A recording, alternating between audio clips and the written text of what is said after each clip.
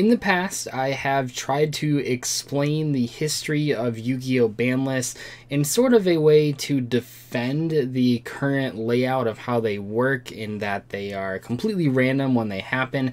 Random might not be the correct word there, but we don't really know when they're going to happen. Random implies that Konami has no idea when they're going to happen either, but Konami knows. We just are left in the dark. And I've defended this in the past, and it does have some advantages, and I think a lot of the people that are currently complaining about this system don't really realize why it's in place. So I want to once again sort of go through in a little different way than I have in the past. I go through the history, the brief history of Yu-Gi-Oh! Ban lists, and talk about why this is the system that we have, and I talk about its advantages. But the main reason that I wanted to do this video again is because I feel like right now, more so than the last time I did this, which was a year ago, we are seeing the disadvantages of this system. And I think in general, I've defended Konami a lot on this, maybe a lot more than other YouTubers. But right now it's not working, and I wanted to talk about why that's happening and how it can work in the future if they just do it a little better. So what am I talking about? Well, I'm talking about the fact that if you go on the Banlist website right now, and also it would be hilarious and awesome if the Banlist was updated on the day that I upload this video. Likely will not happen though. So it says the next update after this will be no sooner than August 2018. And they've done this a couple times now, and it seems like, I don't know, I'm sure some people are joking, but it seems there is some confusion around what no sooner than August means. All that means, because remember this went into effect in May 21st, so that was a couple months ago. All no sooner than August means is that the ban list, the next ban list after this, won't happen until August. What that doesn't mean is that by the end of August we deserve a ban list, or we're promised a ban list. If it was that case, it would say no later than August 2018. But what they've tried to do here, and the main idea behind this ban list setup, is that when this ban list went into effect in May, you knew that all of the cards on this list were going to stay this way from May, June, July, and then at the very least August 1st or whatever. So you knew you had a couple months where this ban list was what the ban list was going to be. And in and of itself, that's not a terrible idea. It does sort of solidify when your cards are gonna maybe be hit. The main issue with it that we'll talk about in this video though is that when we're now a month past when a lot of people thought the ban list would maybe happen. So now at this point, it's no one wants to invest in anything, because at any point any of these cards or cards off the ban list could be hit, and that's a big deal. But I just want to sort of describe why this happened in the first place. So over here on the Yu-Gi-Oh! Wiki, and this page is pretty funny because like apparently there's like a whole bunch of problems with it. I was reading here, people just are complaining about this page a lot, and it's kind of a mess. There's a lot to unfold here. Basically though, it's a chronological history of every card that's ever been hit on the ban list, and then where this gets confusing though, I mean the colors are like if it's limited or unlimited or semi-limited and stuff like that. Where it gets confusing though is when we divide into OCG ban lists and TCG ban lists. So it worked a lot better back in the day. But what you can see here, what the main thing that I want to show you is that from 2004 all the way until 2012-ish, there was pretty much only 2 ban lists a year. And a lot of people don't know that, but back in the day, I mean, I was playing Yu-Gi-Oh! There's a ban list once every 6 months. You knew that it was going to come in those 6 months, and how it usually got leaked, and this is back when the OCG and TCG shared the same ban list. The OCG gets their ban list in magazines. I believe that still happens, which is pretty interesting. So whenever those magazines were finally put into stores, someone would crack them early, and that's how we get the ban list leaked. And every single time up until 2013, it was the exact same in the TCG. Now, in 2013, this is like the big deal here, is that that was when Dragon Warriors got hit in the TCG, but they didn't get really that much hit in the OCG, and that's where the divide starts, and that makes this whole list really messy, because then when there's like 100 list changes, because like for every single change, you have to put the OCG change and the TCG change.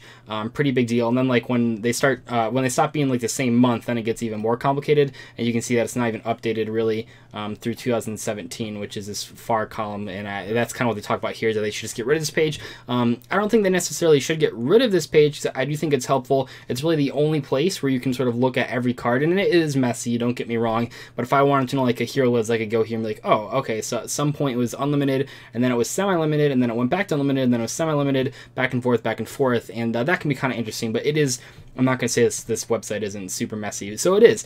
But this is important because that's how it worked back in the day. You had 6 months in between each ban list, and as someone that was playing back in the day, just let me tell you, man, people were really bored that last month, month and a half, maybe even 2 months.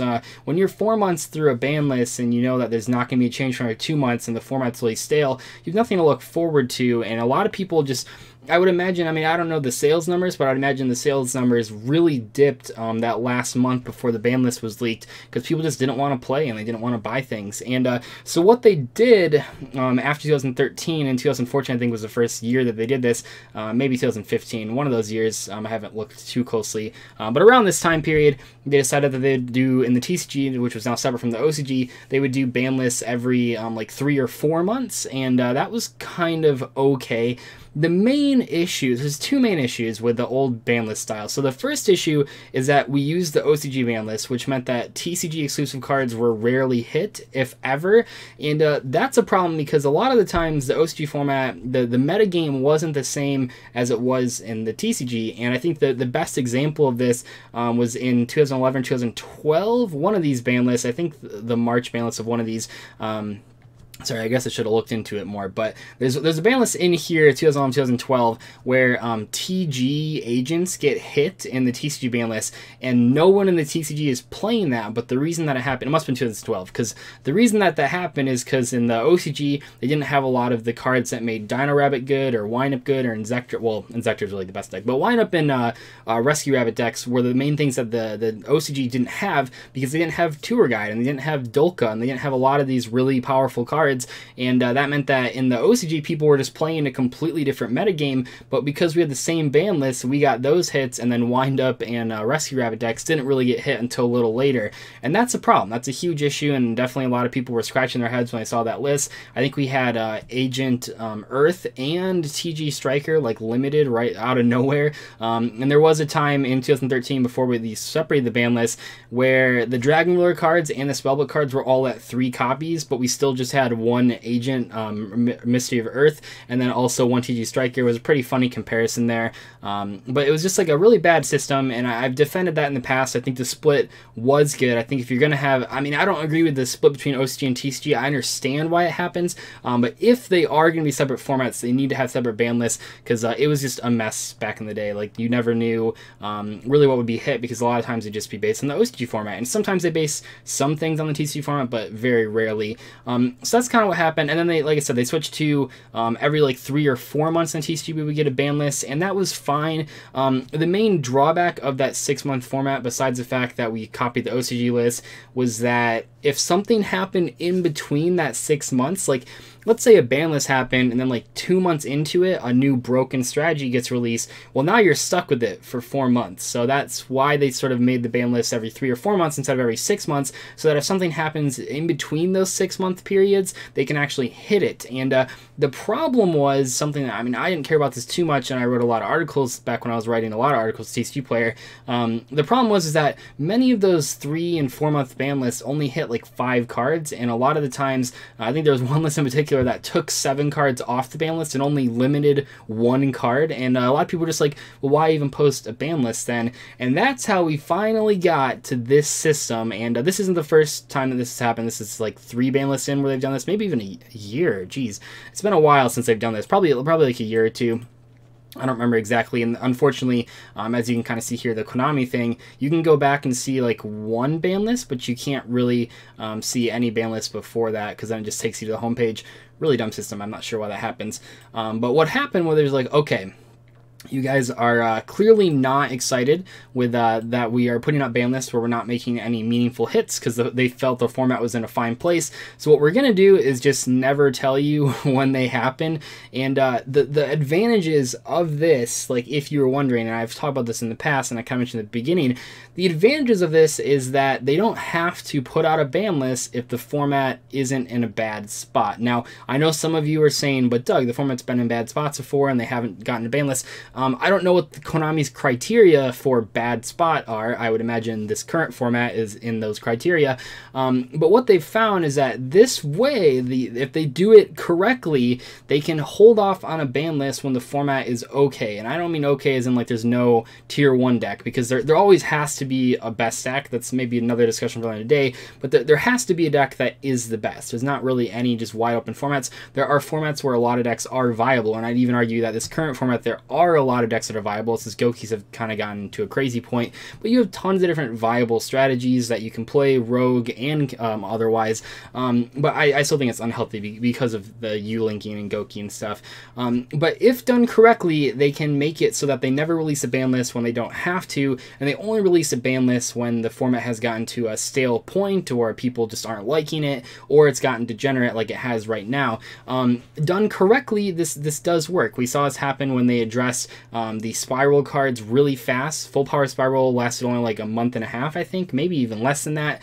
And some people say like, oh, maybe that's not like good for like investors. It's good because it'll allow them to fix the format fast, and then when the format isn't in a terrible spot, they can let it go on for a little bit longer than they might if the format is in a bad spot. Now the disadvantages of this is that once you hit this no sooner than August 2018, so once you hit August, every single day someone's like, where's the ban list? Where's the ban list? And now that we're in September, they're like, okay, they promised that they would give it to us in August, which they didn't. But I know that a lot of people, and like I said, even if some people are joking about it, there's like 50% of the people, they are serious. They don't understand why the ban list isn't here. They don't understand what no sooner than August means. And that's definitely a big deal. And so the disadvantage here is that when the format goes on too long, now people have no idea. Now people have no idea. I mean, there's no way. I mean, there is, but Konami should be smarter than to let us have this ban list in this format for the 200th YCS. I think that they're not that dumb. Maybe they are. Maybe I'll look back at this video in 2 weeks and laugh at it. But the 200th YCS is like the biggest deal that they've ever had. There's so many cool things happening. They're doing 3 YCSs on the same day. Never been done before. There's no way that they're going to leave this format, this horrible format with Gokis at full power, and just everyone has to play 15 hand traps in the main. It's literally full power spiral format again, except it's more consistent. There's no way that Konami is going to leave it like that for 200th. The problem is we have no idea when it's going to switch. It could be today, it could be tomorrow, it could be the end of the week, it could be a week before the 200th happens. So if anyone wants to test for that event, I mean, you're screwed. You can't test for it because you have no idea what the format is. People are saying, what should I play the 200 YTS? Like, we have no idea what the format's going to be. So I think that when this doesn't work is when they let it go on for way too long, and I think that's just not good, and I think that they should at least communicate with us right now, and they've done this in the past. I think they did this this past national season, or maybe 2017 as well, where they say these events will still be held with this ban list. I think they did it I know they did it in Zodiac format, where they said like, because it was like full power Norden combo, and they said like these national events are going to be ran in this format just to get people that aren't in those national events, like I think it was a lot of European nationals, I guess they're the only people that actually have nationals, maybe South America does too, I don't know, but they let everyone else know that isn't going to those national events that, okay, there's going to be a format change, so don't test your decks too much right now because stuff is going to change, as it did. Norden got banned, Terratop got limited, etc., etc. So what they should do right now is they should just put out a public statement. They're not going to do this, like, let's be realistic, but what they should do is they should put out a public statement saying this is the format, or this isn't the format that the 200th YCS is going to be ran at. I think a lot of people would be happy. However, I do think people would be more happy if they just gave us a freaking ban list. Anyway, though, hopefully you guys enjoyed this video. I just want to give you sort of a brief history of how the ban list came to be, why this is the format that we're in right now, as far as not the Yu-Gi-Oh format, but the format of ban lists. And also just to let you know that this might not be around forever. They've changed it now 3 or 4 times, depending on if you count certain changes as changes. So this might not always be how the ban lists are done. Maybe somebody will move back to the 6 month formats. I hope not. I hope we just move back to the 3 or 4 month formats where we actually know when it's going to happen. But this change to the ban list style was done with good intentions, and I think a lot of people forget that. Sometimes good intentions don't always lead to results, which I think is what we're currently in. But yeah, let me know what you guys feel about this ban list change that they're currently, how it's ran the last couple of years, and I'll see you later. Thank you so much for watching. Bye.